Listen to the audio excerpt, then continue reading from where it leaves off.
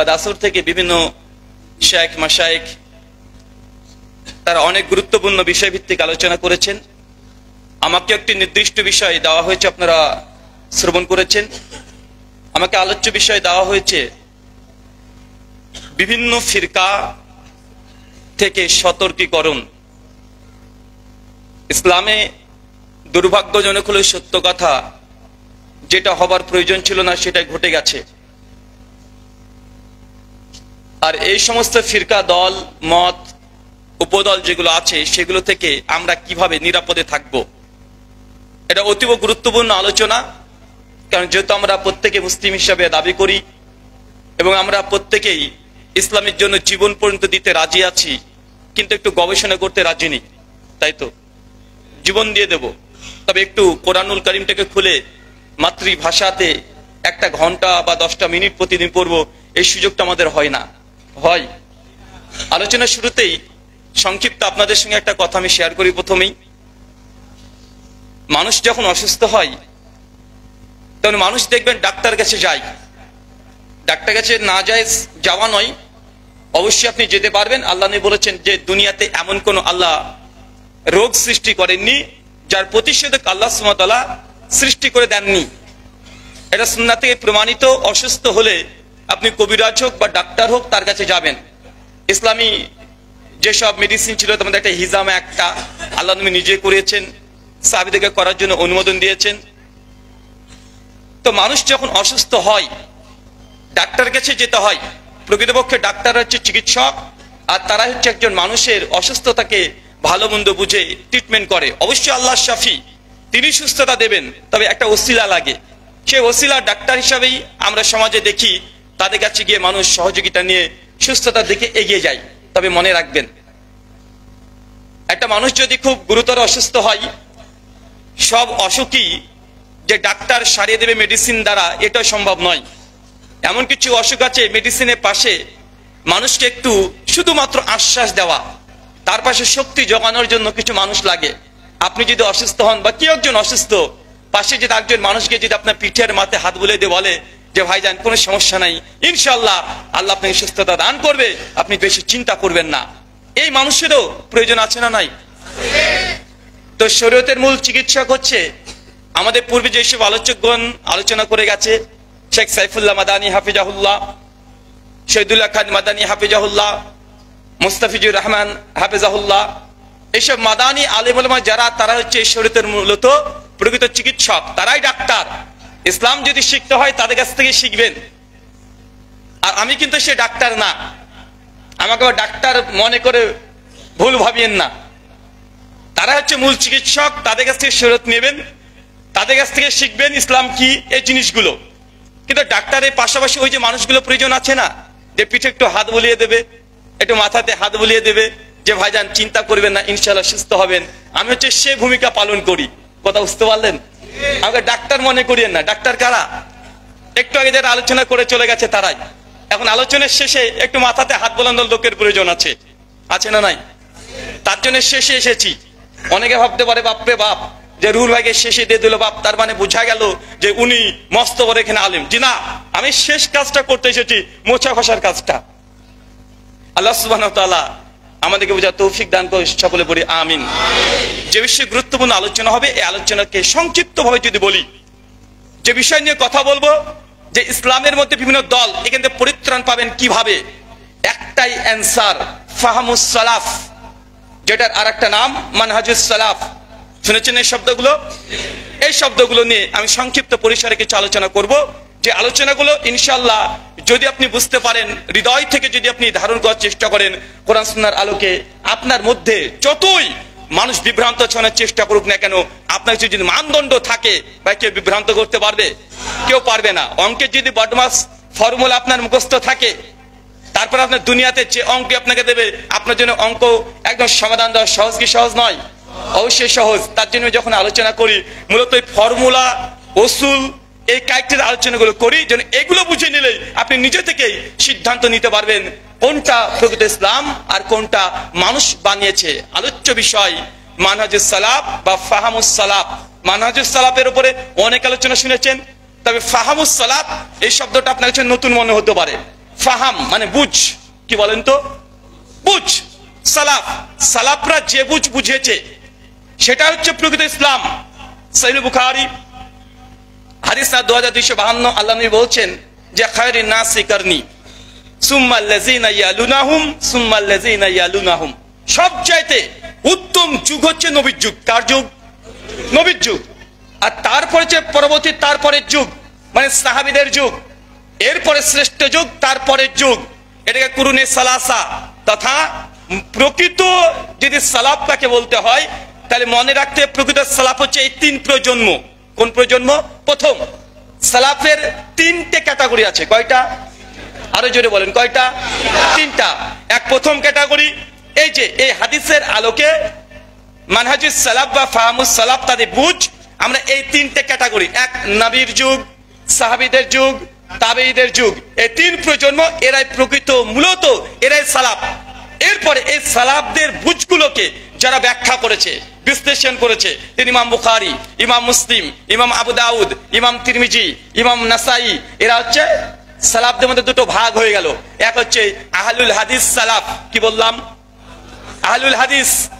আরেকটা সালাফদের মধ্যে একটা ক্যাটাগরি বেরিয়ে গেল, তার হচ্ছে আহলুর রায়। আহলুর রায়কে যেন ইমাম আবু হানিফা রাহিমাহুল্লাহ, তার ছাত্র ইমাম মুহাম্মদ, ইমাম আবু হানিফা রাহিমাহুল্লাহর ছাত্র ইমাম কাজী ইউসুফ, ইমাম জুফার, এই আহলে হাদিস মূল ধারা, মূল যে সালাফ 3 প্রজন্ম, এই 3 প্রজন্মর কথাগুলোকে ব্যাখ্যা করার জন্য দুটো গ্রুপিং তৈরি হলো। একটাকে বলা হয় আহলুল হাদিস আর একটা হচ্ছে আহলুর রায়। এই কথা আমাদের নয়, শেখ শাহলুল্লাহ মুহাদ্দিস দেহলভী রাহিমাহুল্লাহ তার জগৎ বিখ্যাত গ্রন্থ আছে হুজ্জাতুল্লাহিল বালিগা, প্রথম খণ্ড 154 থেকে 184 পৃষ্ঠা পর্যন্ত তিনি বিস্তীর্ণ আলোচনা করেছেন যে চতুর্থ শতক থেকে ইসলামের মধ্যে কিভাবে আস্তে আস্তে দলগুলো উপদলগুলো তৈরি হতে থাকলো, বিশেষ করে ফিকহের দিক থেকে। আহলুল হাদিস যেসব ফুকাহা, তারা কে? ইমাম আহমদ ইবনে হাম্বল রাহিমাহুল্লাহ, তার দেখবেন মুসনাদ আহমদ হাদিসের গ্রন্থ মজুদ আছে, আছে না নাই?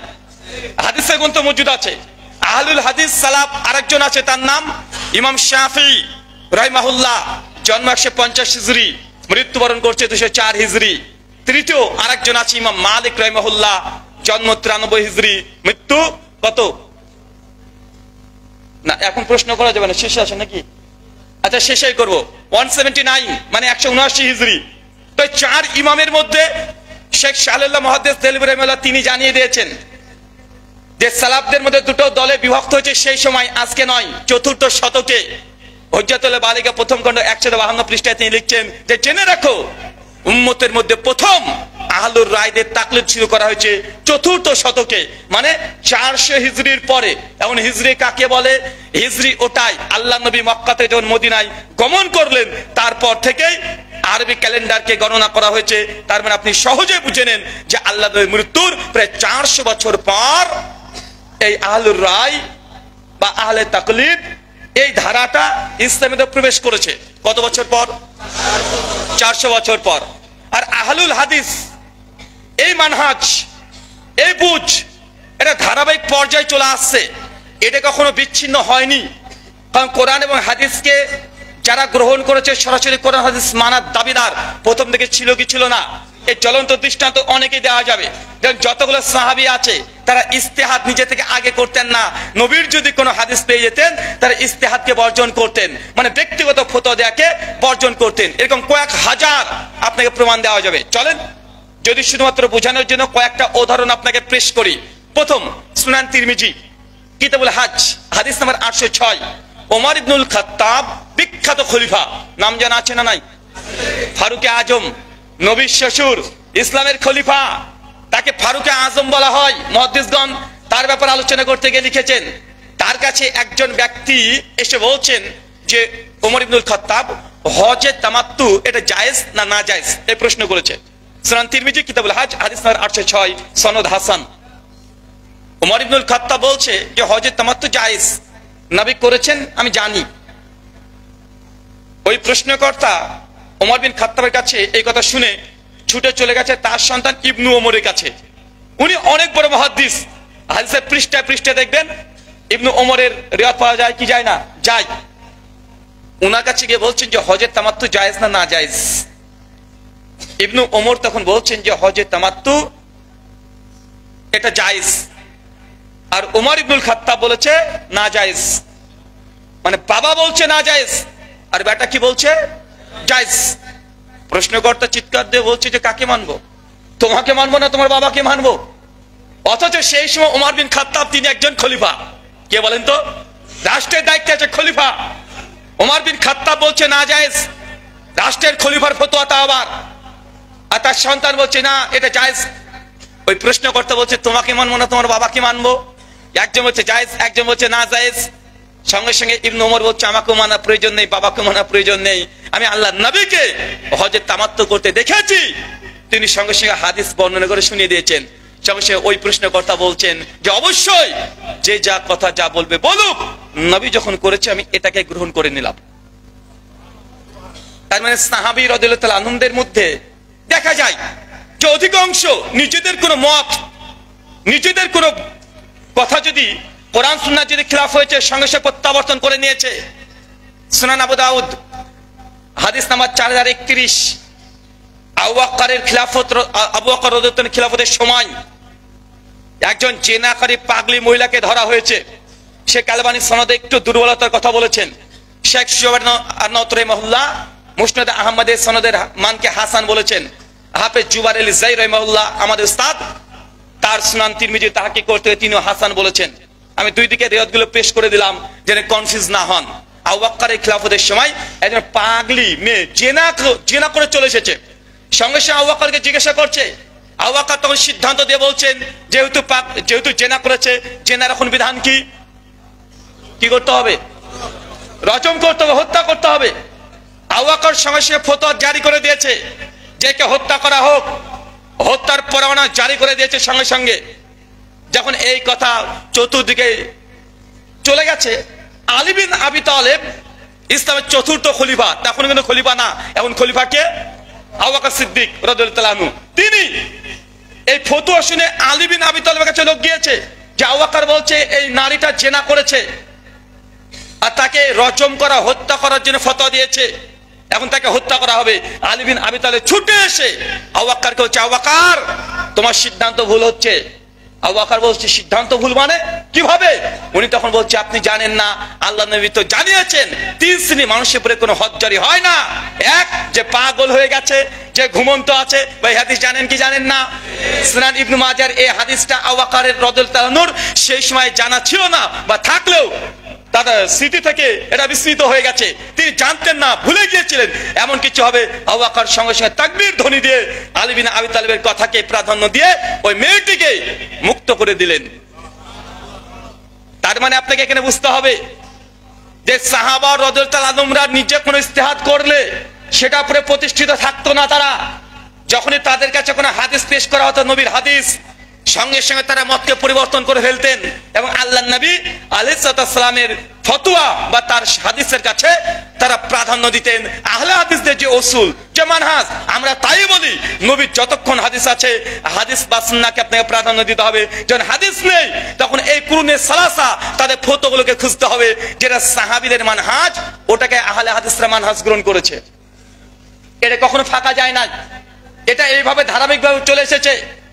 ইমাম শাইখুল ইসলাম ইবনে তাইমিয়া রাহিমাহুল্লাহ তিনি শুধুমাত্র এই বিষয়ে তার মিনহাজুস সুন্নাহর মধ্যে আলোচনা অনেকগুলো করেছেন। আর রাফুল মালাম বলে একটা বইও আছে, ওই বইটাতে শুধু 4 খলিফার জীবনে কতগুলো ভুল ফতোয়া দিয়েছিলেন, ইজতিহাদ করতে গিয়ে ভুল ত্রুটি করে ফেলেছিলেন, তিনি স্বতন্ত্র একটা বই রচনা করেছেন। পরবর্তী সময়তে অনেক আলেম শাইখ মাশাইখ তারা আলোচনা করেছে।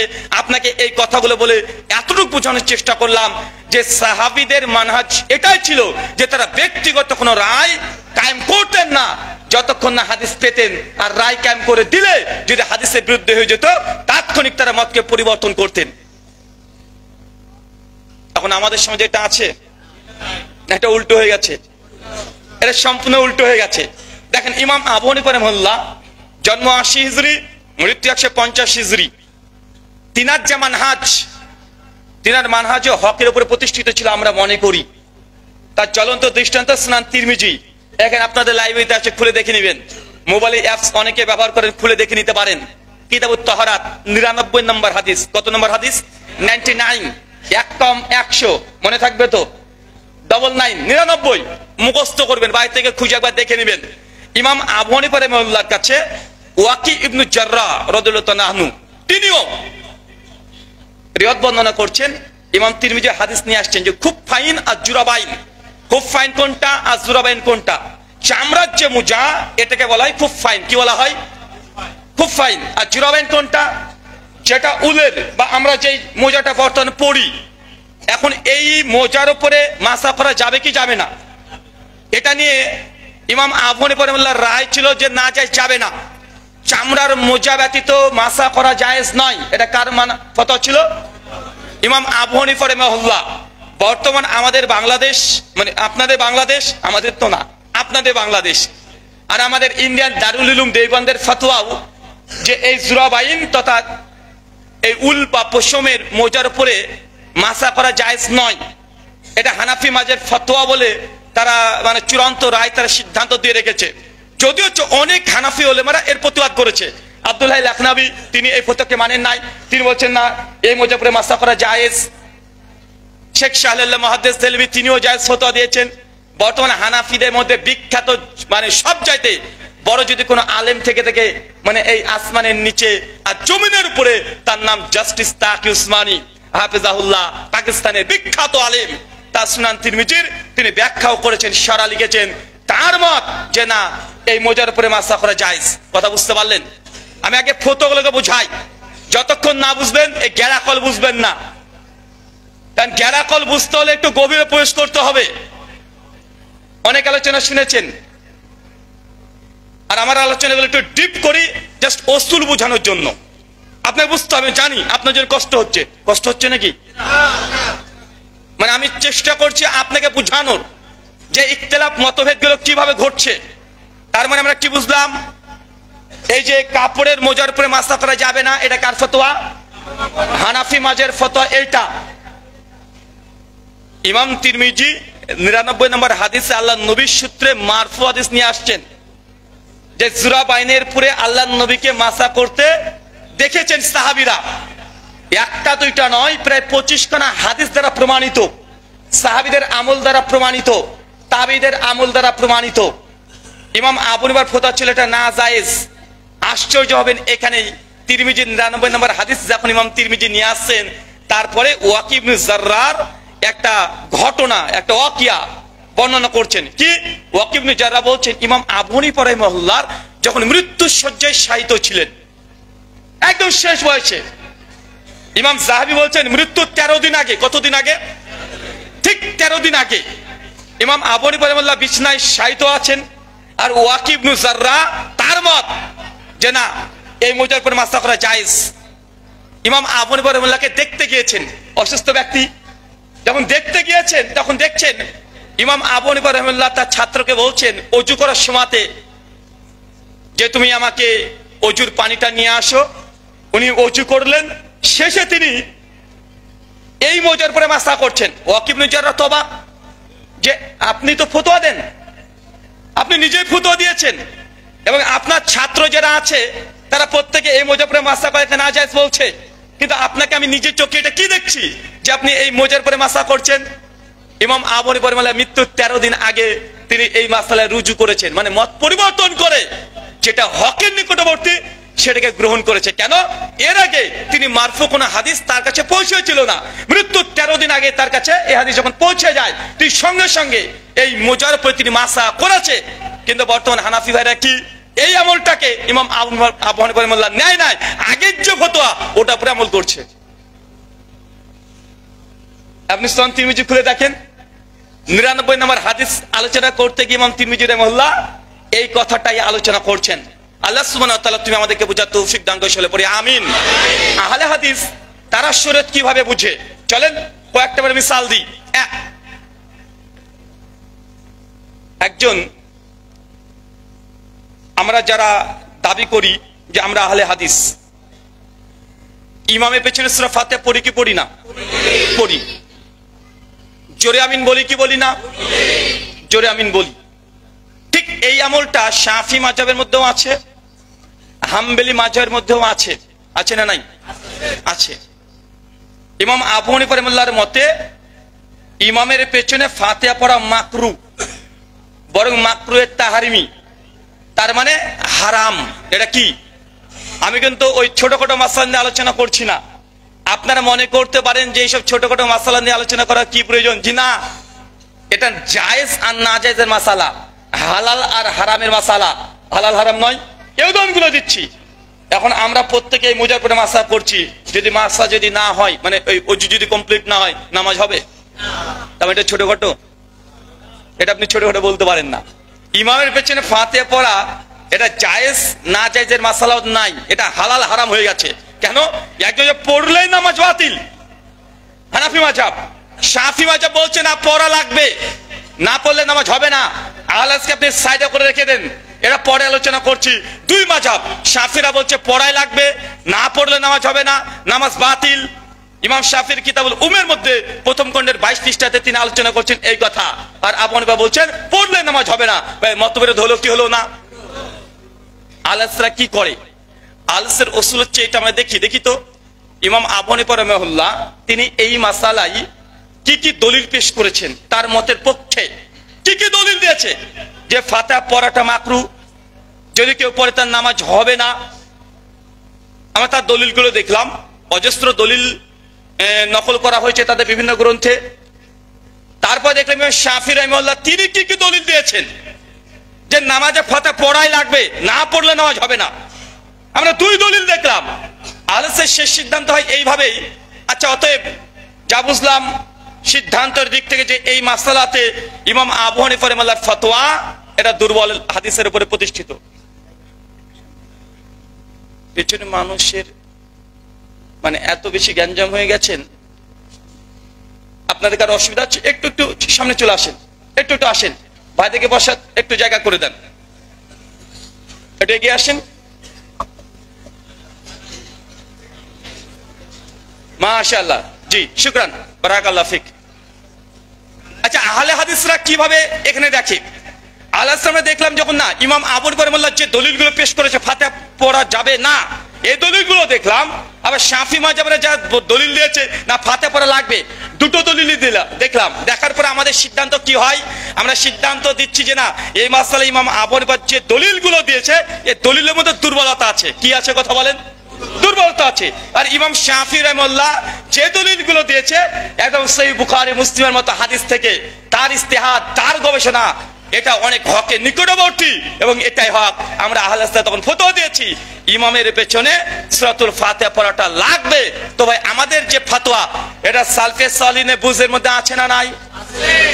আমরা নিজেদের বুঝ নিইনি, তার জন্য আমরা বলি ফাহমুস সালাফ। কোন হাদিস যখন কোরআন যখন বুঝছি নিজের ব্যক্তিগত বুঝতে গেলে বিপদে পড়ে যাবেন। এই জন্য সালাফদের ফাহাম, তাদের বুঝ কি, এটা খুবই গুরুত্বপূর্ণ।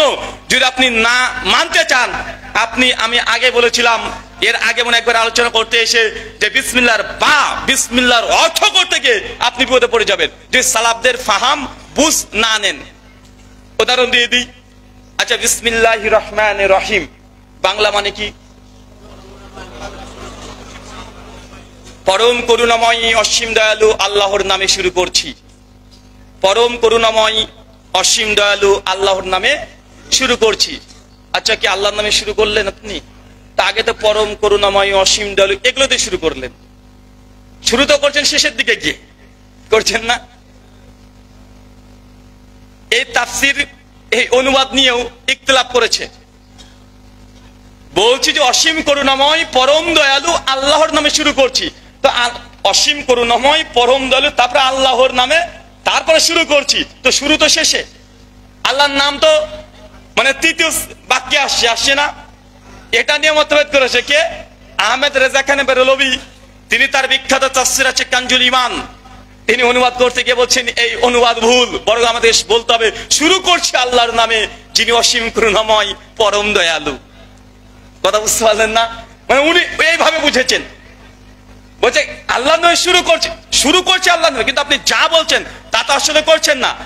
আগে আল্লাহ সিফাত বর্ণনা করলেন, তারপরে আল্লাহ সুবহানাহু ওয়া তাআলা যে ইসম নাম এটা ব্যবহার করছেন, উনি না এইভাবে অনুবাদ করলে সঠিক অনুবাদ হবে না, তবে আমাদেরকে এই দিক থেকে নিয়ে যেতে হবে যে আল্লাহর নামে শুরু করছি, যিনি অসীম করুণাময় পরম দয়ালু। এটা তো একটা দিক গেল। কিছু কিছু মানুষ বলছে বিসমিল্লাহির রহমানির রহিম, এর মানে হচ্ছে আল্লাহর নামে শুরু করছি। তো কোরআন কার কিতাব? কোরআন নাজিল কে করেছে? কোরআন কার কালাম? তা আল্লাহর কালাম, আল্লাহ বলছে শুরু করলাম আল্লাহর নামে। তো আল্লাহ আবার কোন আল্লাহর নামে শুরু করলো? কথা বুঝতে পারছেন? এই জন্য প্রয়োজন ফাহমুস সালাফ। সালাফরা কি বুঝেছে, আপনি যদি আপনার বুঝ নেন আপনি বিপদগামী হবেন। সূরা আনাম খুলবেন, 82 নম্বর আয়াত। ইবনে কাসির বা তাফসীর আবু বকর জাকারিয়াও লেটেস্ট এডিশন আপনি দেখে নিতে পারেন। আল্লাহ সুবহানাহু কোরআন মাজিদ আয়াত অবতীর্ণ করে জানিয়ে দিচ্ছেন, যারা ঈমান আনার পরে নিজেদের ঈমানকে জুলমের সঙ্গে মিশ্রণ করেনি তারাই হচ্ছে সফল কাম। এই আয়াত যখন অবতীর্ণ হয়ে যায় সাহাবীরা হতবাক, তারা ভয় পেয়ে গেছে। এই আয়াতের সঙ্গে সাহাবীরা বুঝতে পারছে না, নবীর কাছে ছুটে গিয়ে বলছে, ইয়া রাসূলুল্লাহ দুনিয়াতে কে আছে যে জুলুম করেনি? নবী আদম আলাইহিস সালাম তিনিও তো দোয়া করেছেন, রব্বানা যালামনা, হে আল্লাহ আমি নিজের প্রতি জুলুম করেছি। আর আয়াতে আল্লাহ নাজিল করে দিচ্ছেন, যারা ঈমান আনার পরে জুলুমের সঙ্গে তাদের ঈমানকে মিশ্রিত করেনি তারা হচ্ছে সফল কাম। আর যারা ঈমান আনার পরে যদি একটু যদি জুলুম করে তারা জাহান্নামে যাবে। সাহাবীরা এই অর্থ বুঝেছে, বুঝে ভয়ে নবীর কাছে চলে গেছে যে আল্লাহর নবী, আমাদের দুনিয়াতে এমন কোন মানুষ আছে যে কেউ জুলুম করে না? জুলুম তো হয়ে যায়। আমি যদি আপনার সেটা উঁচু গলায় কথা বলি আপনি কষ্ট পেলেন, এটা আপনার সঙ্গে জুলুম করা হলো না? হাজার রকমের জুলুম আছে। সাহাবীরা আল্লাহর নবীর কাছে ছুটে গিয়ে বলছে, রাসূলুল্লাহ আমরা তাহলে কি করব? আল্লাহ নবী তখন বলছেন যে তোমরা যে অর্থ বুঝেছো আসলে কোরআন এইভাবে অবতীর্ণ হয়নি, এই বুঝার জন্য কোরআন আসে নাই। এখানে জুলুম অর্থ এটা নয় যে একজন মানুষ আরেকজন মানুষের উপরে অন্যায় অত্যাচার করলো, এই জুলুম নয়। এই জুলুম অর্থাৎ সূরা লুকমান আয়াত নাম্বার 13, ইন্নাশা শিরকালা জুলমুন আজিম, নিঃসন্দেহে শিরক মস্ত বড় জুলুম। আল্লাহ এই অর্থ নিয়েছে এখানে। কথা কি বুঝতে পারলেন? সাহাবা রাদিয়াল্লাহু আনহুমরাও তারা আরবি ভাষা কম বুঝতেন না, তারা আরবির বালাগাত এটা কম বুঝতেন না। তাদের মাতৃ জবানে কুরাইশি ভাষাতে তারা কিরাত করছে।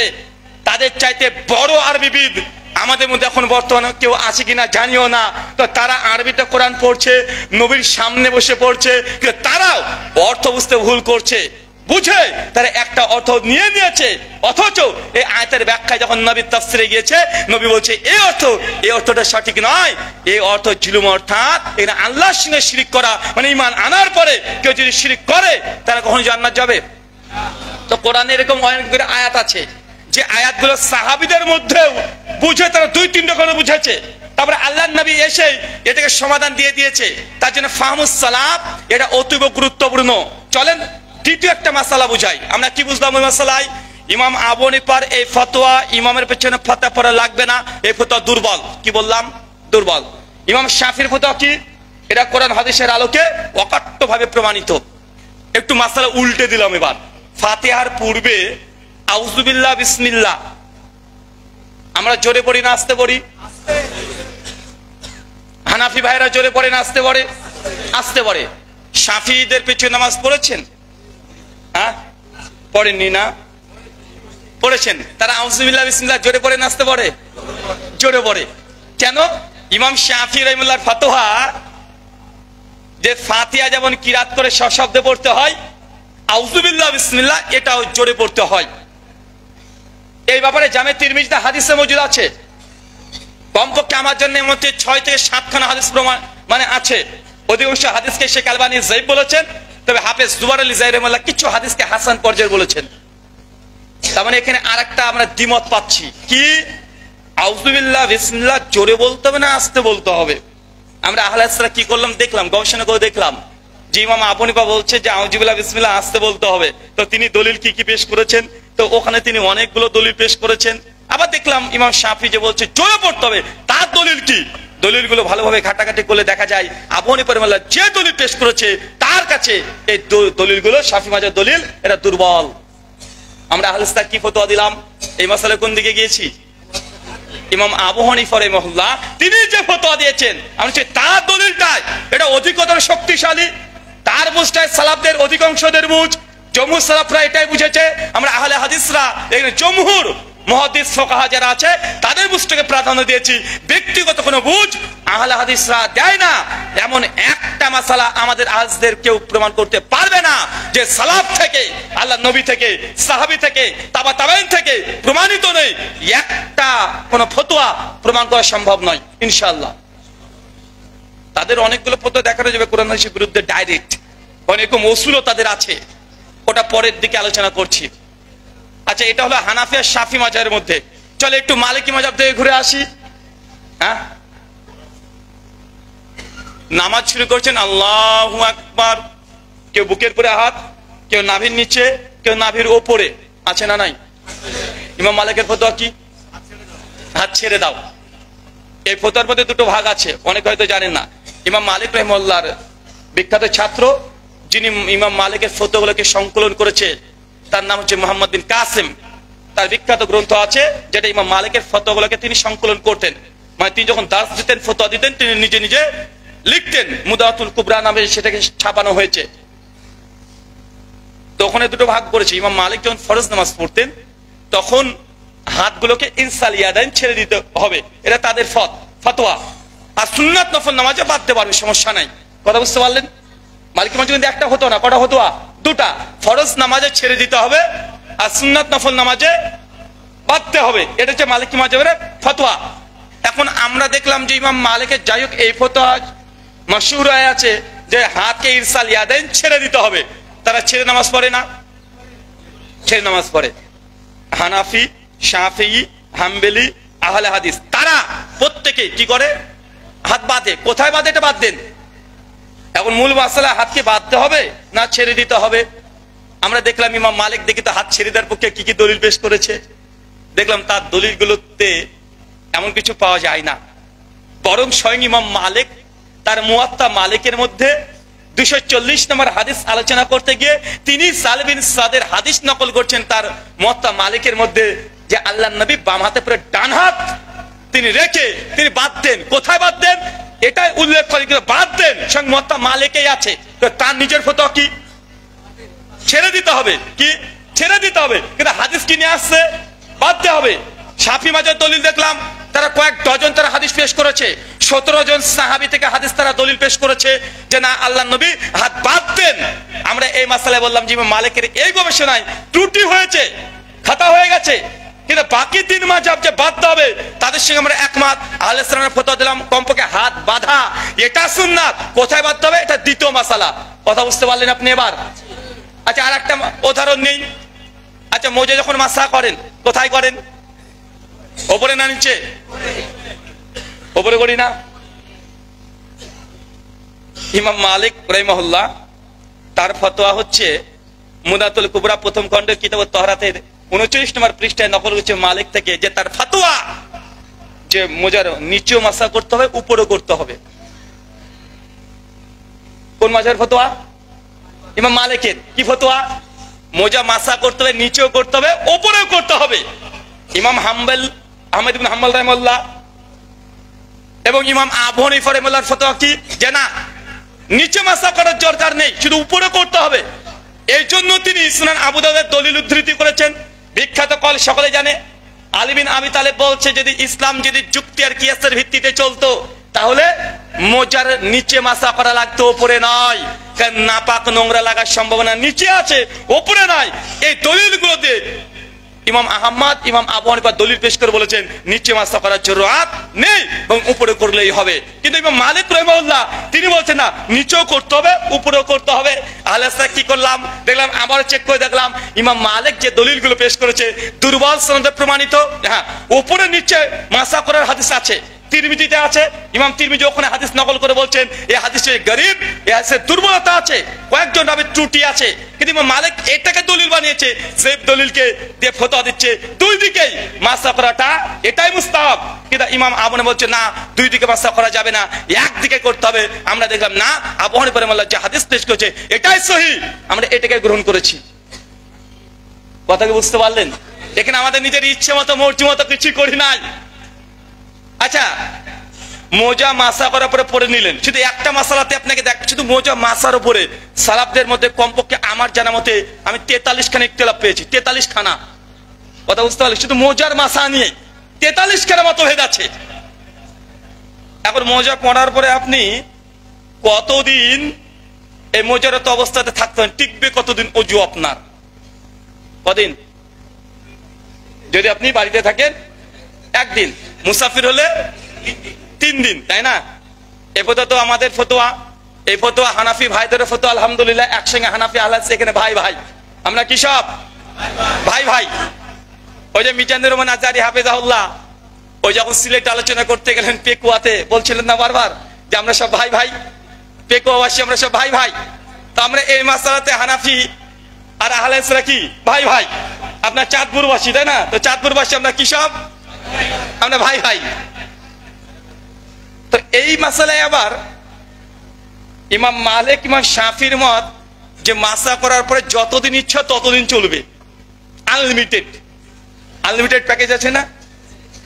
এবার মালিক আর ইমাম শাফির মাযহাব, তাদের ফতোয়া হচ্ছে এই মাসালায় আনলিমিটেড, যতদিন ইচ্ছা আপনি ততদিনই এই মোজার পরে মাসা করতে পারবেন, কোনো লিমিট নেই। কিন্তু হাদিস বুখারী মুসলিম দ্বারা প্রমাণিত আছে যে আল্লাহ নবী 3 দিন পর্যন্ত ইজাজত দিয়েছেন। আর পরে আগে যে আমল ছিল সুনান আবু দাউদে এসেছে এবং সনদ সহিহ যে আল্লাহ নবীর হাদিস থেকে প্রমাণিত মোজার উপরে মাসা করা আপনি যতদিন ইচ্ছা ততদিন করতে পারবেন। কিন্তু এই হাদিস যে মানসুখ হয়েছে, এই মানসুখ হওয়াটা ইমাম মালিক, ইমাম শাফি তিনি জানতেন না। ভুলটা কোথায় হচ্ছে জানেন? মানে বুঝতে পারলেন না মনে হয়। মানসুখ কি বলেন তো চাচা? রহিত হয়ে যাওয়া। মানে আসলে এই বিধান ছিল, প্রথমে ছিল, ইসলামের প্রথমের দিকে আল্লাহ নবী ইজাজত দিয়েছেন যে না, তোমরা যখন ওযু করে যখন মাসা করে নিবে, মোজা পরে ফেলবে, যতদিন ইচ্ছা ততদিন চলবে, কোনো সমস্যা নাই। এই বিধান ছিল। কিন্তু নবী যে পরবর্তী সময়তে এই বিধান থেকে কমিয়ে দিয়ে 3 দিন করে দিয়েছে, এটা ইমাম মালিকের কাছে, ইমাম শাফির কাছে এই দলিল পৌঁছায় নাই। এই জন্য তাদের আগের হাদিসের ভিত্তিতে তারা ফতোয়া পেশ করেছে। পরবর্তী সময় ইমাম আবু হানিফা রাহিমাহুল্লাহ, ইমাম আহমদ বিন হাম্বল তারা বলছে যে না, এই দুটো মানসুখ হয়ে গেছে। তো এরকম অজস্র আপনাকে উদাহরণ দেওয়া যাবে। আহলে হাদিসরা দেখেছে যে না, এইখানে ইমাম আবু হানিফার হাম্বলি মাযহাবের যে ফতোয়া, এটা আল্লাহ নবীর শেষ রায়, আমরা এটাকে গ্রহণ করেছি। এই ফাহামুস সালাফ, এটা খুব গুরুত্বপূর্ণ। সালাফদের প্রত্যেকটা কথা এগুলো বিশ্লেষণ করে বিচার করে তারপরে আমাদেরকে মানতে হয়। এতটুকু বুঝতে পারলেন? এবার ফাহামুস সালাফ, সালাফদের বুঝ কি। এবার চলে আসেন মানহাজুস সালাফ। কি বললাম? সালাফটা বুঝে নিয়েছেন, এবার মানহাজটুক বুঝেন। অনেকে প্রশ্ন করে যে ভাই, একজন বলছে মাযহাব মানতে হবে, একজন বলছে মানহাজ মানতে হবে। আলেসা কি বলছে? মানহাজ। মাযহাবী ভাইরা বলছে মাযহাব। শব্দ দুটো কাছাকাছি, অর্থটাও কাছাকাছি। মাযহাব মানে মত, পথ, তরিকা, পদ্ধতি। আবার মানহাজ মানে কি? এটার মানে একই, ওই মত, পথ, পদ্ধতি, তরিকা, রাস্তা, চলার পথ একই জিনিস। তো মানহাজ আর মাযহাব দুটোর মানে মানে সেম অনুবাদ, একই গুণ, একই বৈশিষ্ট্য। তো আপনারা আহলে হাদিস বলছেন মানহাজ মানতে হবে, তারা তো বলছে মাযহাব মানতে হবে। অনেকে বলছে যে আগে তো তাহলে ভালোই ছিলাম, আমরা আগে ছিলাম মাযহাবী, এখন হয়ে গেছি মানহাজি, তাই না? বলছে আগে ছিলাম মাযহাবী, তো এখন হয়ে গেছে মানহাজি। আসেন, মানহাজ আর মাযহাবের মধ্যে পার্থক্য আগে বুঝতে হবে। এবার কি বুঝাবো আপনাকে বলেন তো? মানহাজ আর মাযহাব একটু আগে বুঝালাম, শরীয়ত কিভাবে আপনি গ্রহণ করবেন এতটুকু বুঝেছেন।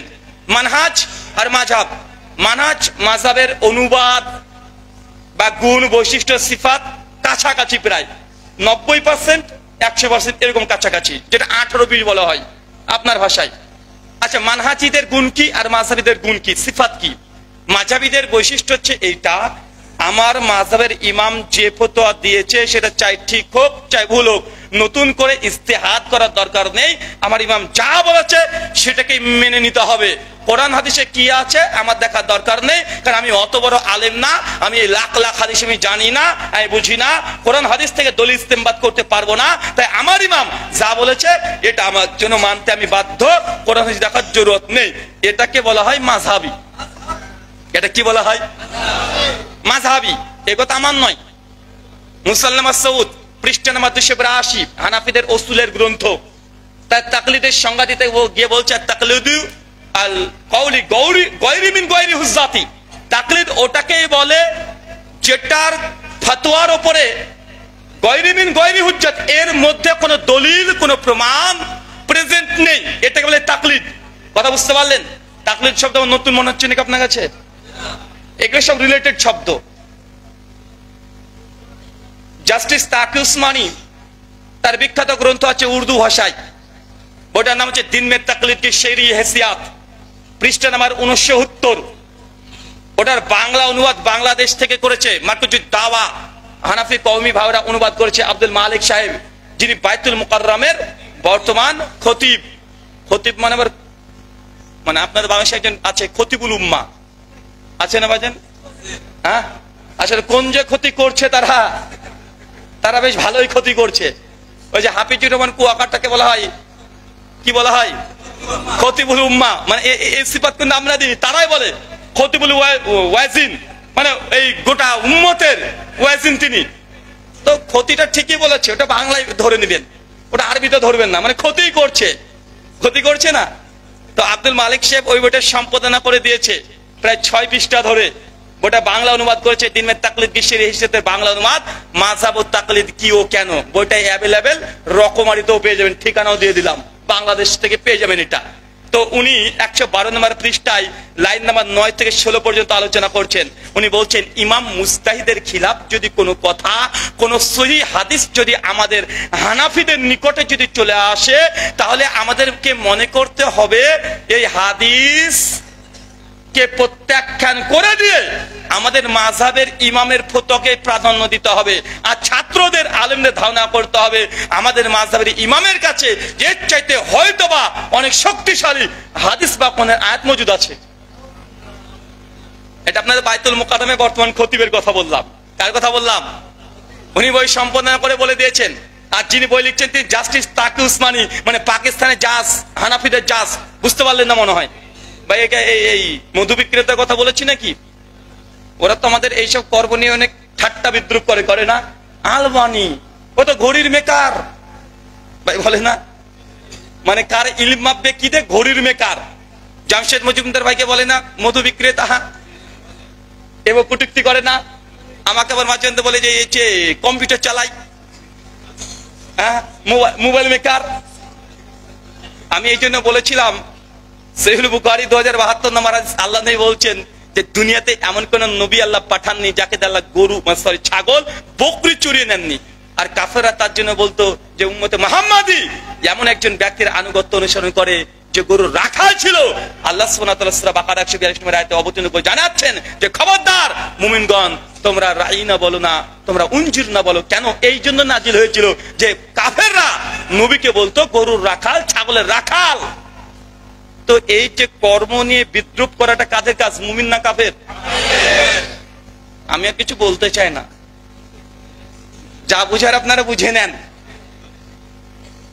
সেই বুখারী 2072 নম্বর হাদিসে আল্লাহ নবী জানাচ্ছেন যে প্রত্যেক নবীকে দিয়ে আল্লাহ সুবহানাহু ওয়া তাআলা বকরি চড়িয়েছে। আর এই কর্ম নিয়ে, হালাল কর্ম নিয়ে যারা বিদ্রুপ করে, এটা কোনো মুমিনের বৈশিষ্ট্য নয়, এটা কাফের মুশরিক তাদের এটা বৈশিষ্ট্য। আর এর জন্য এক্সট্রা আল্লাহকে কোরআনে একটা আয়াতও অবতীর্ণ করে জানাতে হয়েছে, খবরদার তোমরা এই শব্দ বলো না, এই শব্দটা বলো। আল্লাহ সুবহানাহু ওয়া তাআলা আমাদেরকে বোঝার তৌফিক দান করুন, সকলে পড়ি আমিন। আমার সাদা মনে কাদা নাই, একটু এটা জোরে একটু জবাব না দিলেও হয় না, মাঝে মধ্যে একটু অ্যান্টিভ্যানাম, টিট ফর ট্যাট, ফাঁকি এগুলো দিতে হয়। আমি প্রশ্ন করেছিলাম, ভাইজান আবু হানিফা রাহিমাহুল্লাহ কি ব্যবসা যেন করতো রে ভাই? কাপড়ওয়ালা। কি ব্যবসা করতো? তো উনি যদি এত বড় গোটা জগতের যদি ইমামে আজম তারা বানাতে পারে, শেখ আলবানী রাহিমাহুল্লাহ তিনি কি করতেন? ঘড়ির মেকার। এটা মস্ত বড় সূক্ষ্ম কাজ, যার তার দ্বারা হয় না, হয় নাকি? ঘড়ির দেখেন কত ছোট্ট যন্ত্র রে ভাই, এটার সঙ্গে এটা দিয়ে কোনটা বেশি কঠিন কাজ? কাপড়ের ব্যবসা করা না ঘড়ির মিস্ত্রিগিরি করা, কোনটা বেশি কাজ? আলবানী রাহিমাহুল্লাহ শুধু ঘড়ির মিস্ত্রি নয়, এই উম্মতের হাদিসেরও মিস্ত্রি। বুঝতে পারলেন না? উনি হাদিস যেগুলো সহিহ সেটাকে আলাদা করেছে, যেটা যায়িফ সেটাকে আলাদা করেছে, যেটা মওযু জাল সেটাকে আলাদা করেছে। ঘড়ির মিস্ত্রির যেমন কাজ যেমন অনেক সূক্ষ্ম, হাদিসের কাজও তেমন সূক্ষ্ম। তাই বলে আমি ইমাম আবু হানিফা রাহিমাহুল্লাহকে মর্যাদাকে হানি করলাম না, জাস্ট টিট ফর ট্যাট হিসাবে এই কথা বললাম। আচ্ছা, সবচেয়ে হানাফিদের বড় ফেকার গ্রন্থ নাম কি?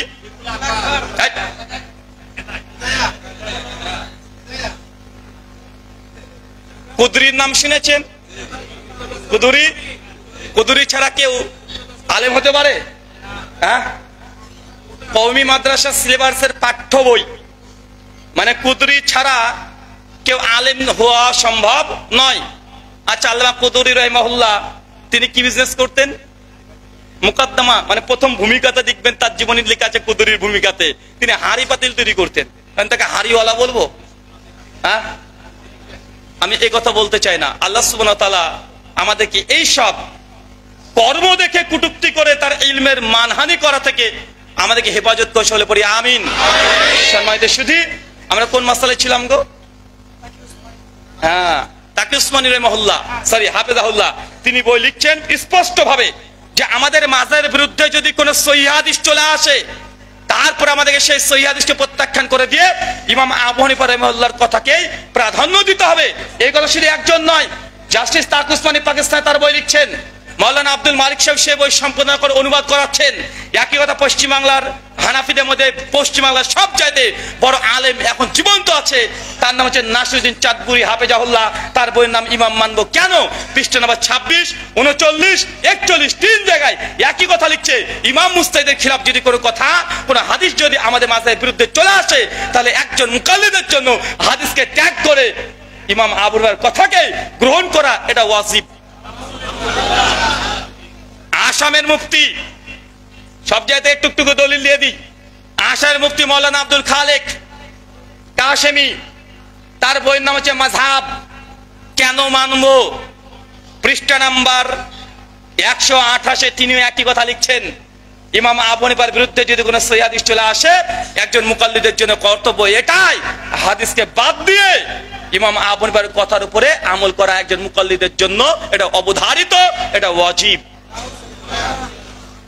এরকম যদি দলিল দিতে যাই আপনাকে কয়েক হাজার দলিল দেওয়া যাবে যে এই কথা, এটা তাদের মূল উসুল। কি উসুল বলেন তো ভাইজান? এটাই তাদের মূল উসুল যে আমাদের মাঝে যা ইমাম আবু হানিফা ফতোয়া দিয়েছে তাই মানতে হবে। তার জ্বলন্ত দৃষ্টান্ত আর একটা দিই, বাদাইস সানায়া কিতাবুত তাহারাত হাদিস পৃষ্ঠা নাম্বার 29, ইমাম আবু হানিফা রাহিমাহুল্লাহর মতে ওযু করার জন্য নিয়াত করা এটা শর্ত নয়, নিয়াত না করলে ওযু হয়ে যাবে। হানাফি মাঝে এটা রাজে ফতোয়া, অনেক হয়তো জানেন না এটা। হানাফি মাঝের ফতোয়া হচ্ছে এটা ওযু করাটা এটা অবধারিত, কেউ করতে চাইলে করতে পারে, মুস্তাহাব, না করলে ওযু হয়ে যাবে। কথা বুঝতে পারলেন? মানে ওযু করার জন্য হানাফি মাযহাবের ফতোয়া এটা জাস্ট মুস্তাহাব, করলে হবে, না করলেও ওযু হয়ে যাবে। কিন্তু একাধিক হাদিস দ্বারা প্রমাণিত যে না ওযু করাটা এটা প্রত্যেকটা ইবাদতের জন্য প্রথম শর্ত, কিন্তু এটাকে তারা না গ্রহণ করে তারা বলছে যে না আমাদের করার প্রয়োজন নেই। আল্লাহ সুবহানাহু ওয়া তাআলা আমাদেরকে কথা বোঝার তৌফিক দান করো, আমিন। তার মানে বুঝতাম এখানে মাযহাব একটা গণ্ডির মধ্যে সীমাবদ্ধ। কি বললাম? মাযহাব একটা গণ্ডির মধ্যে সীমাবদ্ধ, যে আমাদের ইমাম আবু হানিফা যা ফতোয়া দিয়েছে সেটাই মানবো, চাইকে সেটা কোরআনের বিরুদ্ধে হোক বা পক্ষে হোক আমরা সেটাই মানবো। আর মানহাজ কোনটা? যে না চার মাযহাবের ইমাম কি ফতোয়া দিয়েছে, এই চার ইমামের বাইরে আরো ইমাম আছে, তারা কি ফতোয়া দিয়েছে, সমস্ত ইসলামটাকে সামনে রেখে যেটা কোরআন হাদিসের মানে অনুকূলে হকের নিকটবর্তী আমরা সেই ফতোয়াকে গ্রহণ করেছি, নিজের ব্যক্তিগত কোনো মত আমরা দিই না। মাযহাব একটা গন্ডি আছে, একটা কুয়া থেকে তারা পানি পান করছে। একটা দোকানদার কাছ থেকে মাল কিনছে, পাশের দোকানদারের যে কোন কোয়ালিটি আছে দেখার তারা চেষ্টা করে না। এক ডাক্তারের কাছে একই কোম্পানির তারা ঔষধ খায়, বাকি যে আরো যে ভালো ঔষধ থাকতে পারে সেটা তারা দেখার চেষ্টা করে না। মানে এক কুয়ার তারা পানি পান করছে। আর মানহাজ কি? সমুদ্রের পানির টেস্ট কি সেটাও তারা একটু বোঝার চেষ্টা করে, দেখে। পদ্মার নদীর পানির টেস্ট কেমন কি সেটাও দেখে না, ওটা দিয়ে বুঝবে না। চাঁদপুরে মানুষ তো আপনারা নাকি, এখানে ইলিশ জেনে কি জানো এটা? হ্যাঁ, ইলিশ কি এখানকার? গোটা বাংলাদেশের সবচেয়ে ভালো ইলিশ কোথায় পাওয়া যায়? চাঁদপুর না? চাঁদপুর একটা ইলিশ আছে, আর ভোলার একটা ইলিশ আছে পীর সাহেবের, বুঝলেন না? ওখানে তো পীর সাহেবই তো। ওটা কি ওটা পিসের এলাকা না? তো চাঁদপুরের ইলিশ হচ্ছে বিখ্যাত আপনাদের, তাই না? ভোলার ইলিশও ভালো, ভালো না? আবার পদ্মা যেটা আছে, ওই যে রাজশাহী দিয়ে চলে যাচ্ছে পদ্মা, ওই পদ্মা আমাদের মুর্শিদাবাদ দিয়ে ঢুকছে, আমাদের বাড়ির পাশ দিয়ে চলে যায়। কথা বুঝতে পারলেন? তো ওই পদ্মা তো ইলিশ হয়। সব ইলিশের কোয়ালিটি এক না আলাদা? তো এখন কেউ যদি বলে যে না, চাঁদপুরে ইলিশ খাওয়ার দরকারই নেই, ওই পদ্মার ইলিশই খাবো, বা ব্রহ্মপুত্রা নদীতে যে ইলিশ হয় সেটাই খাবো, এক জায়গাতেই যারা ফতোয়া নেয়, এটা হচ্ছে মাযহাবী। কি কথা বলেন? মাযহাবী। এদের একটা গন্ডি আছে, এর বাইরে তারা যাবে না, চাই কোরআনের আয়াত আসুক, চাই হাদিস আসুক। এখন আপনারা বলেন যে ভাই, এই বড় বড় মাদ্রাসাতে এরা হুজুররা তো বুখারী পড়ায়, 17 বছর ধরে বুখারী পড়েছে, 40 বছর ধরে বুখারীর দার্স দিচ্ছে। আপনি টুক করে বুখারী আজকে একটা বাংলা অনুবাদ কিনে পড়ছেন, সেই বুখারীর 735 থেকে 39 নম্বর হাদিস, নবী যখন রুকুতে যেতেন, রুকু থেকে উঠতেন, তখন রফল দান করতেন। তো বড় বড় হুজুর যারা বুখারী পড়ায়, তারা কি হাদিস জানে না? জি, তারা জানে, আপনার চেয়ে ভালোই জানে। এখন প্রশ্ন, তাহলে তারা মানে না কেন? কেন আমল করে না? ওই যে মাযহাবের করোনা ভাইরাস মাথায় আছে, তাদের রসুল এটা কি রসুল, ওই যে আমাদের মাযহাবের বিরুদ্ধে যদি কোনো সহিহ হাদিস চলে আসে, ওটাকে মানা যাবে না, ওটাকে হয় মানসুখ করে দিতে হবে, নচেত ভাবতে হবে আমাদের ইমামের কাছে এর চাইতে শক্তিশালী কোনো হাদিস ছিল, তাই এই বুখারীতে থাকলে এই হাদিস মানা যাবে না। এখন যাদের মাথায় এই পোকা আছে তারা হচ্ছে মাযহাবী। কি বললাম? যাদের মধ্যে এই পোকা ঢুকে গেছে তারা হচ্ছে মাযহাবী। আর যারা বলছে না, চার ইমাম কি ফতোয়া দিয়েছে, কোন দলিলের আলোকে দিয়েছে, এই 4 মাসের ইমাম ছাড়া আরো কয়েক হাজার উম্মতের মধ্যে ইমাম আছে, মুজতাহিদ আছে, তারাও কি এই মাসালায় ফতোয়া দিয়েছে, সবগুলো মিলে আমরা সামনে রেখে তারপর আমরা একটা সিদ্ধান্ত দিই যে এটা হক, এটা বাতিল, আমরা সেটাকে গ্রহণ করেছি। এটা হচ্ছে প্রকৃত সালাফদের মানহাজ। আহলে হাদিসরা এই মানহাজের উপরে আছে আলহামদুলিল্লাহ। ব্যক্তিগত কোনো রায় আমরা কায়েম করি না যে সুবিধার্থে এখান থেকে একটা ওখান থেকে একটা আমরা নিই না। আরো অনেকগুলো উদাহরণ দেওয়া যাবে, একটা শেষ উদাহরণ আপনাকে দিই। হানাফি ভাইদের ফতোয়া কিছুদিন আগে দেখেছেন, 3 তালাক দিয়ে দিয়েছে মসজিদে, তারপরে সিঁড়ি পরে কি করেছে যেন একটা, হ্যাঁ করেছে না ভাইজান? কিছু একটা করেছে, কি করেছে যে আমি জানি না, ওই সোশ্যাল মিডিয়া ফেসবুকে দেখেছিলাম। এখন এই তালাকের মাসালা সবচেয়ে ভয়ঙ্কর এবং জটিল। হানাফি ভাইদের ফতোয়া, আপনি ঘুমিয়ে আছেন, কি করেছেন বলেন তো চাচা? আপনি ঘুমিয়ে আছেন, ফতোয়া স্বামী তালাকের অধ্যায় পরিষ্কার তারা ফতোয়া দিয়ে রেখেছে। আপনি ঘুমিয়ে আছেন, ঘুমের যুগে স্বপ্ন দেখছেন, স্ত্রীর সঙ্গে প্রচন্ড রাগ হচ্ছে, রাগে মাথা গরম হয়ে গেছে, হাত পা ঠান্ডা হয়ে গেছে, মাথা গরম হয়ে গেছে। ঘুমের যুগে হাতটা যদি স্ত্রীর দিকে আঙ্গুলটা উঠে, আর ঘুম থেকে মানে ঘুমিয়ে আছেন, আর মুখ ফসকে যদি বাড়িয়ে যায়, 2 তালাক, তালাক, তালাক, 3 তালাক, বউ শেষ। বুঝতে পারলেন না? বউ বাতিল। মানে ঘুমের ঝুঁকে কিন্তু আঙ্গুল যদি বোর দিকে চলে যায়, তাহলে কি হবে? বউ বাতিল হয়ে গেছে আপনার, আর নাই, ওটা অন্যজনের, অন্যজনের মতো একটা হুজুরের। হুজুরের কাছে যাবে, হুজুর এখন যেখানে সেখানে নিয়ে 1, 2, 3 রাত থাকবে, তারপরে আবার হুজুরও বলবে 3 তালাক, তারপরে আবার আপনাকে দিয়ে দিবে। এটাকে নাম বলেছে হিল্লা। সমাজে আছে না কথা বল? এটা আছে। আহলে হাদিস তাদের ফতোয়া, তালাকে সালেসা ওয়াহিদা, 3 তালাক কেউ যদি দেয় সেটা হবে 1 তালাক। হানাফি ভাইদের ফতোয়া, 3 তালাক কেউ যদি এক মজলিসে দেয় সেটা 3 তালাক বলেই গণ্য হবে। খুব জটিল মাসালা। আর এই মাসালায় অনেক বড় বড় আলেমরা কথা বলতে চায় না। ইসলামের কিছু কিছু বিধান আছে, মানে এত গভীর, জাস্ট আপনাকে উসুল বোঝায়। বাংলাদেশে একজন আমার কিউট বয় আছে, চেনেন? অনেকে বলে, রাহুল ভাই আপনি এভাবে আলেমদের এরকম নাম দিয়েছেন, এটা খারাপ না? আমি বললাম, ভাই নাম কি আমি খারাপ দিয়েছি? কিউট বয়, এত সুন্দর নাম, চমৎকার নাম, হ্যাঁ? ওর বউ হয়তো এই নামে ওকে ডাকে না, আমি এত ভালোবেসে তার নাম রেখেছি। উনি তো আমাদের আলেমদেরকে, শেখ আব্দুর রাজ্জাক বিন ইউসুফকে বলে দাজ্জাল, বলে কি বলেন না কথা বলেন? মুজাফফর বিন মহসিন হাফিজাহুল্লাহকে বলে কাজ্জাব, মিথ্যুক, কত কি গালি দেয়। বাংলা কি গালি দিয়েছি? কাউকে মন্দ বলেছি? তারপরে বলে যে রুহুল ভাই ভালা না। মানে কুমিল্লার পাশে আছি তো, ব্রাহ্মণবাড়িয়ার পাশে, ওই টানটা চলে যাচ্ছে, মানে তাহিরির ওই টান চলে যাচ্ছে। তো বিষয়টা হচ্ছে যে ওরা আমাদের আলেমদেরকে গালিগালাজ করে। ভাই আমি তো গালিগালাজ করি নাই, গালিগালাজ করেছি? আমি বলেছি কিউট বয়, ভালো লাগে আমার, তার জন্য বলেছি, ভালোবেসে নাম দিয়েছি। আল্লাহ নবী আমাদের আয়েশার নাম আয়েশাই, তাকে ডাকতো উম্মে হুরায়রা, মানে মানে আপনার যদি ভাষায় অনুবাদ করেন হবে সোনা পাখি, মানে পাখি। কথা বুঝতে পারলেন না? তো আল্লাহ নবী ভালোবেসে স্ত্রীর নাম দিয়েছেন, তো আমি আমার ভালোবাসার আলেম একজন তার কিউট বয় নাম দিতে পারবো না? আমি কি খারাপ নাম দিয়েছি? খারাপ নাম তো আমি দিই নাই। আর একজন রংপুরে একজন হুজুর আছে, রংবাজ, আমি ওকে বলেছিলাম প্লে বয়। কেন? ও আগে খেলতো, তো আমি ওর সিফাতের উপরে বৈশিষ্ট্যে মানে আমি নাম দিয়েছি। আরেকজন নাম দিয়েছিলাম যে নাইট বয়। কে বলেন তো? ওই যে কালো চশমা রাত্রি হতে পড়ে থাকে। ভাই সানগ্লাস দিনে পড়তে হয় সূর্যের তাপ থেকে, ও রাত্রে কালো চশমা পরে বক্তব্য দেয়। তোকে আমি এখন যে নাইট বয় বলি, বা এটা খারাপ? আমি বুঝি না কেন আপনারা রেগে যান। আরেকজন আছে যে রাজশাহী, ওকে বলেছিলাম লাভ গুরু। হ্যাঁ, ওই যে শুধু প্রেম ভালোবাসার গল্প বলে, যে যুবক ভাই মানে বিয়ে আর বিয়ে, মানে গার্লফ্রেন্ড বয়ফ্রেন্ড এটা ছাড়া মানে আলোচনা নাই, মানে সিংহভাগ আলোচনা এগুলোই থাকে। তোকে বলেছি লাভ গুরু, ভাই খারাপ জিনিসটা? আমি কাউকে গালি দিই নাই ভাই, আমাকে খারাপ ভাবেন না, আমি ভালোবেসে নামগুলো দিই। তো আমার কিউট বয় উনি তালাকের মাসলা বুঝাচ্ছে যুক্তি দিয়ে। এই একজন ওঠেন তো, এই তুই আয়, মারবো, এদিকে আয়। আপনি আসেন, ভয় পাচ্ছে।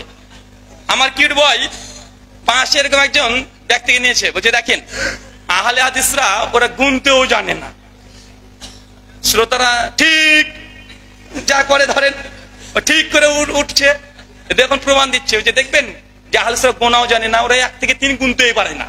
তারপরে গেছে 1 2 3, বলেন তো কয়টা মারলাম? বলছে আহলে হাদিসরা বলে একটা। কেন? বলছে এক বই থেকে বিবিকে যদি 3 তালাক দেয় বলবে একটা পড়েছে, তো মানলাম তো 3টে, একটা হয় কিভাবে? কথা বুঝতে পারলেন না? বসেন। আমি আমার কিউট বয়কে বলেছিলাম টিট ফর ট্যাট, তুমি যেটা ভাষায় বুঝো সেই ভাষায় না বুঝালে তুমিও বুঝবে না। আমি তখন বললাম যে কিউট বয়, চাচা আপনাকে প্রশ্ন করি, চাচা কে কে বিয়ে করেছেন একবার হাত তুলেন তো দেখি।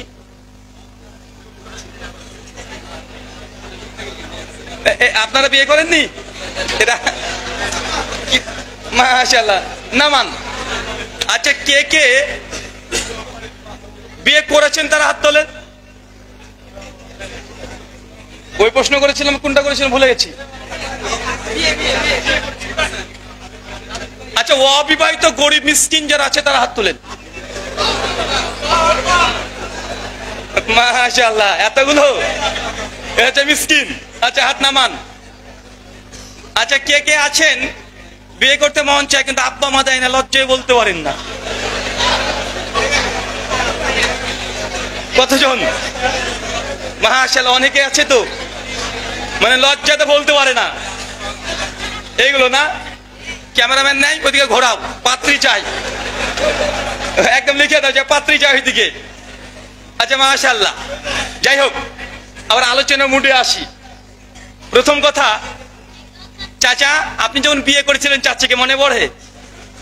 যখন ওই যে কাজী সাহেব এসে হুজুর এসে বলছে যে অমকের মেয়ে এত টাকা দেন মোহরে আপনাকে বিয়ে করার জন্য প্রস্তাব দিয়েছেন, আপনি কি রাজি? আপনি কি বলেছেন?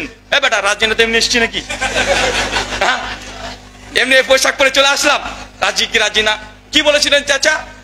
কবুল, আলহামদুলিল্লাহ। কি হাসি। তো চাচা সেই দিন কবুল কয়বার বলেছিলেন? বিয়ে আপনার কয়বার পড়িয়েছে? বিয়ে কয়বার পড়িয়েছে? আরে বিয়েও 3 বার পড়িয়েছে, প্রস্তাব 3 বার দিয়েছে, কবুলও 3 বার বলেছেন। বিয়ে কয়বার হয়েছে? এই তো আপনি বিয়ে মানে কবুল বললেন 3 বার এক মজলিসে, বিয়ে কেন একবার হবে? এক মজলিসে যদি 3 তালাক, যদি 3 তালাকই হয়, এক মজলিসে তোমার ওসুল দিয়ে কি উঠবো? এক মজলিসে কেউ যদি 3 বার তালাক দেয়, 3টে যদি তালাক করে, তো এক মজলিসে একই মেয়েকে যদি 3 বার কবুল বলি, তো বিয়ে কেন একবার হবে? বিয়ে তো 3 বার হওয়ার কথা। বুঝতে পারলেন না ভাইজান? তো যাই হোক, আমার কিউট ভাই তারপরে এটা যে জবাব দেয়নি, আর যে তোমরা গুনতে শিখোনি, তাহলে বিয়ের ফতোয়া দিতে হবে যে 3 বার বিয়ে হলো এক মজলিসে। উনি বলছেন যে দেখেন, উদাহরণ দিয়ে বলছেন 3 তালাক, যে 3 তালাক উদাহরণ কি? ওই যে আপনাকে একটা পিস্তল দিয়েছি, মানে পিস্তলে বার পিস্তল দিয়েছি, একটা মানুষকে পরপর ঢিস ঢিস করে 3 বার গুলি মেরে দিয়েছেন, তখন বলেন কয়বার গুলি মেরেছেন? 3 বার। উনি তখন বলছে আহলে হাদিসরা বলে 1 বার, কিন্তু গুলি বের হয়েছে 3 বার। আমি তাকে বলেছিলাম ভাইজান তুই গুলি কিন্তু ঠিকই মেরেছিস, কিন্তু প্রথম গুলিটা ঠিক জায়গাতে লেগেছে, বাকি দুটো জায়গা উল্টো জায়গায় চলে গেছে, তো নিশানা ভুল ছিল। ভাই হতে পারে কি পারে না? কারণ তুমি এক মজলিসে যদি 3 বার তালাক দাও, 3 বার তালাক দেওয়ার অধিকার কোরআন সুন্নাতে তোমাকে দেওয়া হয় নাই, তাই তুমি যদি 3 বার কেন? পাল্টা প্রশ্ন করেছিলাম ভাইজান আপনি যদি আপনার বউকে এক মজলিসে 1 লাখ তালাক দেন, কয়টা তালাক পড়বে? তাদের ফতোয়া অনুযায়ী কয়টা পড়বে?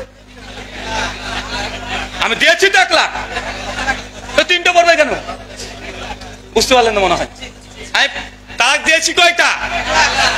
আমি বললাম তুই তালাক, তোর মা তালাক, তো 14 গোষ্ঠী তালাক। ভাই এই তালাক আছে না নাই? মানে 14 গোষ্ঠীকে তালাক দিয়েছে, তো এই যে তালাক দিয়েছে 14 গোষ্ঠী তালাক হয়ে যাবে? যদি বলে তোকে 100 তালাক দিলাম, তালাক কয়টা পড়বে? তাদের ফতোয়া 3টা। কেন 97 তালাক কোথায় গেল? কোথায় গেল? তো কিউট বয় আমার জবাব দিয়েছে, দেখেন যে আপনি এক মজলিসে যদি 100 তালাক দেন তাহলে 3 তালাক পড়বে, 97 তালাক এটা বাতিল হবে। কেন? বলছে একজন পুরুষকে 3-এর অধিক তালাক দেওয়ার শরীয়তে কোনো অধিকারই দেয় নাই। তা আমি তো ওই কথাই বলেছি, একজন পুরুষকে এট এ টাইম একই সময়ে 1 তালাকের বেশি অধিকার দেয় নাই, তা ওই যে 3 তালাক কেন 3 কোটি তালাক দেয়, 1 তালাকই পড়বে, বাকিগুলো ব্রাউন্স করবে। কথা বুঝতে পারলেন না ভাইজান? ওর যা জবাব আমারও তাই জবাব। চলেন তালাক দেওয়া শিখিয়ে দিই আপনাকে, শিখবেন? হ্যাঁ শিখবেন না? কে তালাক ভালো কাজ না? কেন রে ভাই একটু তালাক দেওয়া শিখিয়ে দিই। অনেকে বলে হুজুর রাগের মাথায় বউকে তালাক দিয়েছি, তালাক হয়েছে? আমি বলেছি ভাইজান তালাক তো মানুষ বউকে রাগের মাথায় দেয়, কেউ কি মানে ওই যে ঢাকাতে গিয়ে 5 স্টার হোটেলে বসে বলবে যে আই লাভ ইউ মেরি জাহান, 1 তালাক। তালাক এভাবে দেয় নাকি? মানে ভালোবেসে একদম কঠিন ভাবে মুডে সিনেমা চলছে, আর একটা বারে নিয়ে গিয়ে মানে আমার জান অনেকদিন সংসার করলাম, যাও তোমাকে আজকে 1 তালাক দিলাম, এইভাবে তালাক দেয় না নাকি? আরে তালাক তো রাগের মাথায় দেবে, তাই না? তো যাই হোক তালাক দেওয়া শেখায় আপনাকে। মেয়েরা আজকে ভাববে যে হুজুর কি শিখিয়ে দিয়ে গেল, গালি দিয়ে আমাকে আজকে মানে ধুয়ে দিবে।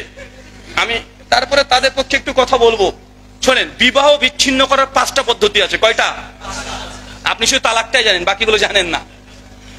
5খানা পদ্ধতি আছে, তার মধ্যে একটা তালাক, এটা একটা মাসালা শুধু। চলেন একটু একটু করে বোঝায়। তালাক কি? এটা পুরুষের পাওয়ার, পুরুষের ক্ষমতা। কার ক্ষমতা? পুরুষ চাইলে তার স্ত্রীকে যে কোনো কারণে, কারণ হোক অকারণ হোক, তালাক দিলে তালাক হয়ে যাবে। কথা বুঝতে পারলেন? এটা তার ক্ষমতা আছে। আপনার স্ত্রীকে পছন্দ হয়, তারপর যদি তালাক দিয়ে দেন, তারপরে তালাক হয়ে যাবে।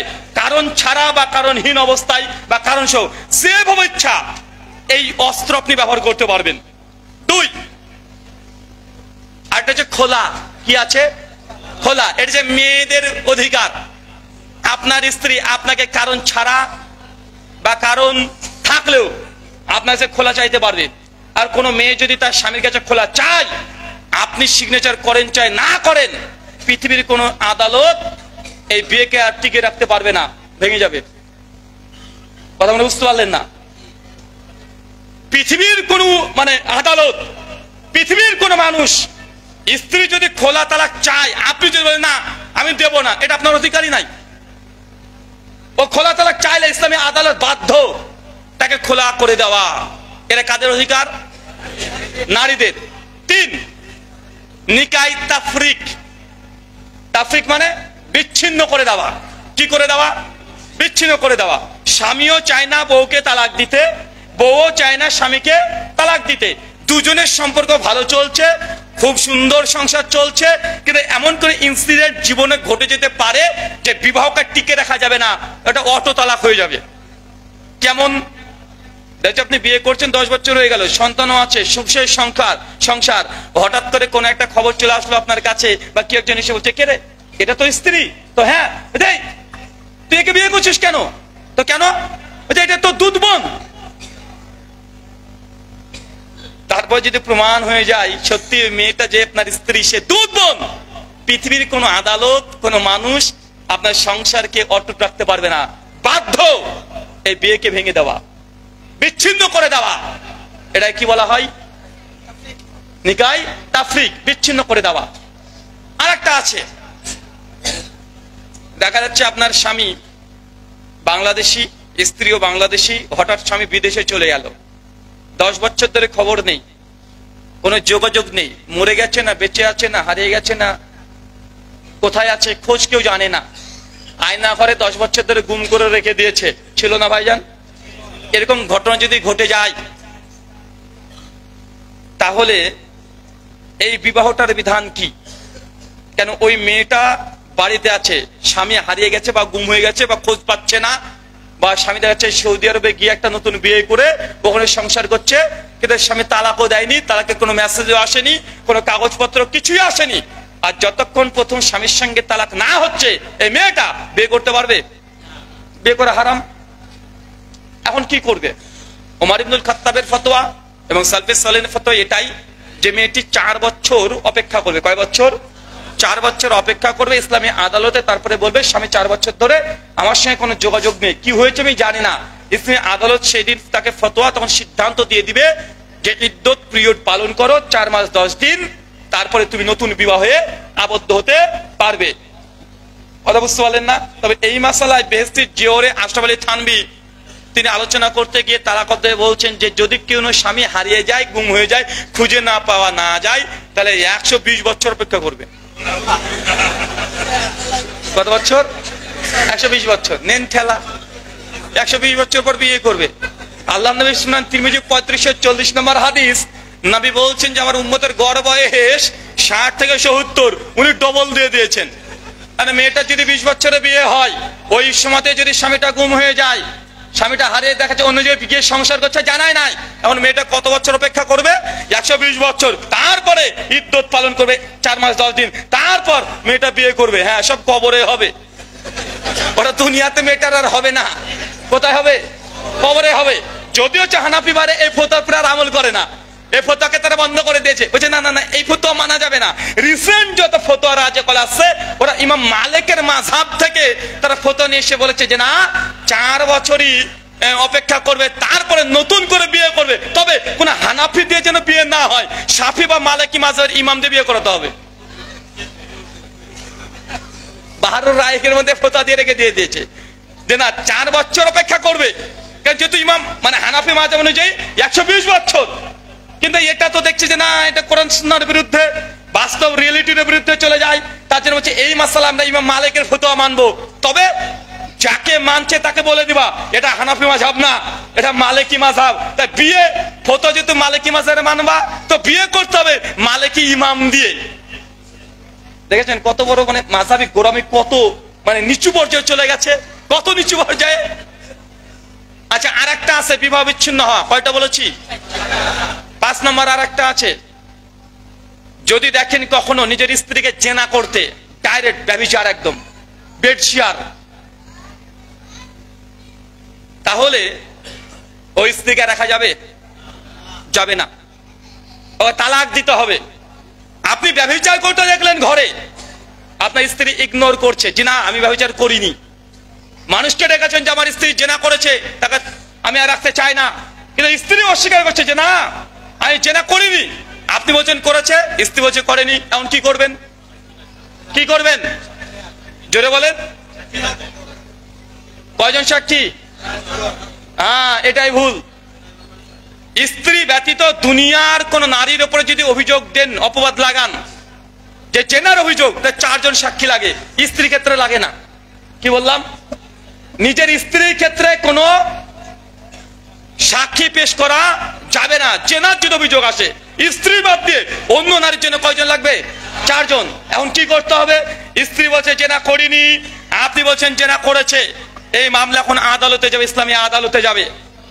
তখন নারীকে বলতে হবে, আপনার স্ত্রী বলবে আল্লাহি, আল্লাহর কসম আমি জেনা করিনি, আমার স্বামী মিথ্যা অভিযোগ দিচ্ছে, আমি যদি জেনাকারিনী হয়ে থাকি আল্লাহ তোমার লানত আমার উপরে পড়ুক। 3 বার এই কথা বলবে। কয়বার? 3 বার।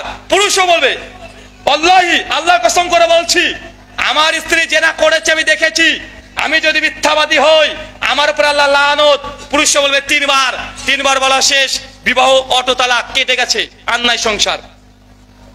কথা বলে বুঝতে পারলেন না? স্বামী যদি স্ত্রীর প্রতি অভিযোগ দেয়, চারজন সাক্ষী এখানে লাগে না, ডাইরেক্ট লিয়ানের হুকুম চলে আসবে। কি আসবে? ডাইরেক্ট লিয়ান। এটা নিকাই লিয়ান বলা হয়, মানে সেই বিবাহকে বিচ্ছিন্ন করার জন্য এই লিয়ান, মানে নিজের উপরে লানত করা, ওই স্ত্রীর সঙ্গে সংসার করা জায়েজ নয়। কয়টা পদ্ধতি পেয়েছেন? 5টা। এখন তালাক দিয়ে একটু শিখিয়ে দিই, আলোচনাটা শেষ করি। লম্বা হয়ে গেল না আলোচনা? আপনার কাছে তো লম্বা হবে না। কিছু বলছেন?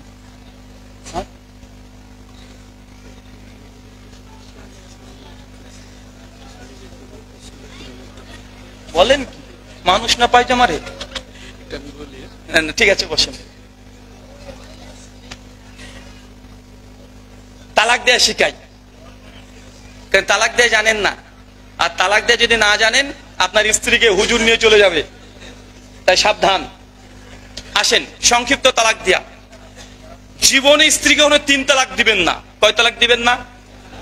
1 মজলিসে হোক, 3 তুহুরে হোক, কখনো 3 তালাক দিয়ে স্ত্রীর সঙ্গে বিবাহ বিচ্ছিন্ন করবেন না। তাহলে কিভাবে দিব? যদি তালাকের পর্যায়ে পৌঁছে যায় যে না, সংসার আর টেকানো মুশকিল, আর সম্ভব হচ্ছে না, করণীয়, স্ত্রী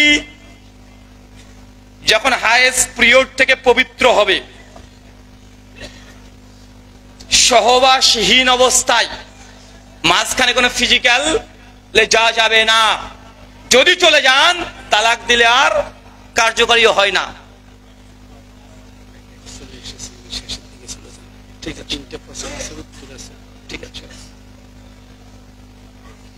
সহবাসহীন অবস্থায় 1 তালাক দিবেন। তালাক দিয়ে দিলেন, 3 মাস 3টে তুহুর, স্ত্রীর সঙ্গে মেলামেশা করবেন না। কথা বুঝতে পারলেন? 3 মাস পরে স্ত্রীকে বাপের বাড়ি পাঠিয়ে দেন, তালাক হয়ে গেছে, বিয়ে ভেঙে গেছে। কি বললাম এটা? কথা মনে বুঝতে পারেননি? স্ত্রী পিরিয়ড থেকে পবিত্র হয়েছে, মাঝখানে ফিজিক্যাল রিলেশন হয় নাই, 1 তালাক দিয়ে দিলেন, 3 মাস 3 তুহুর তার সঙ্গে মেলামেশার শারীরিক সম্পর্ক করবেন না, এবং এ কথাও বলবেন না যে আমি তোমাকে প্রত্যাবর্তন করলাম, রুজু করলাম। রুজুহীন অবস্থায় যদি 3 মাস কেটে যায়, 3 তুহুর যদি কেটে যায়, স্ত্রী প্রথম 1 তালাকে বিয়ে বাতিল হয়ে যায়। এটা হানাফি, শাফি, মালিকি, হাম্বলি, আহলে হাদিস সবাই একমত এই মাসালায়, কিন্তু এটা অনেকেই জানে না। কথা বুঝতে পারলেন? সবাই একমত। আমার জানা মতে দ্বিমত করেছে, দুনিয়াতে কোনো আলেম নেই যে 1 তালাকেও স্ত্রী সঙ্গে বিবাহ সম্পর্ক ছিন্ন করা যায়। এটা লাভ কি?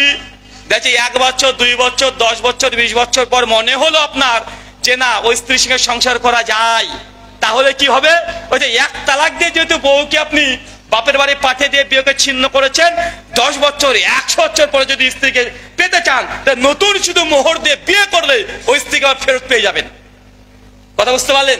কিন্তু যখন 1 মজলিসে 3 তালাক দেন হানাফি স্টাইলে, তাহলে হানাফি স্টাইলে বউকে হুজুরের কাছে রেখে দিয়ে আবার নতুন করে হানাফি স্টাইলে বিয়ে করতে হবে।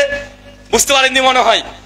তাই 1 তালাক দিয়েও যদি বউকে যদি 3 মাস পর্যন্ত ইদ্যতের মধ্যে যদি সম্পর্ক টিকিয়ে রাখতে না চান, তারপর ছেড়ে দিবেন, স্ত্রী তালাক হয়ে যাবে। 2 তালাকেও একই সিস্টেম, কিন্তু 3 তালাক পড়ে গেলে ওই স্ত্রীর সঙ্গে বিয়ে করা জায়েজ হবে না। শুধু একটাই শর্ত, সূরা বাকারা 230 নম্বর আয়াত, স্ত্রী অন্য জায়গাতে বিয়ে হবে কখনো, স্বামী যদি মারা যায় বা হারিয়ে যায় বা পাগল হয়ে যায়, বিবাহ বিচ্ছিন্ন হয়ে গেল, তারপর নতুন করে বিয়ে করতে পারবেন, তাছাড়া পারবেন না। তাই 1 তালাক 2 তালাক পর্যন্তই সীমাবদ্ধ থাকবেন, খবরদার 3 তালাক পর্যন্ত এগোবেন না। 5 বছর পরেও দেখা যায় অনেকে ওই স্ত্রীকে নিয়ে সংসার করতে চায় না ভাইজান? চায়। তার জন্য 1 তালাক, সর্বোচ্চ 2 তালাক দিয়ে স্ত্রীকে বিচ্ছিন্ন করে দেন, 3 তালাক পর্যন্ত আগানোর দরকার নেই। আল্লাহ সুবহানাহু ওয়া তাআলা আমাদের বোঝার তৌফিক দান করো, আমিন।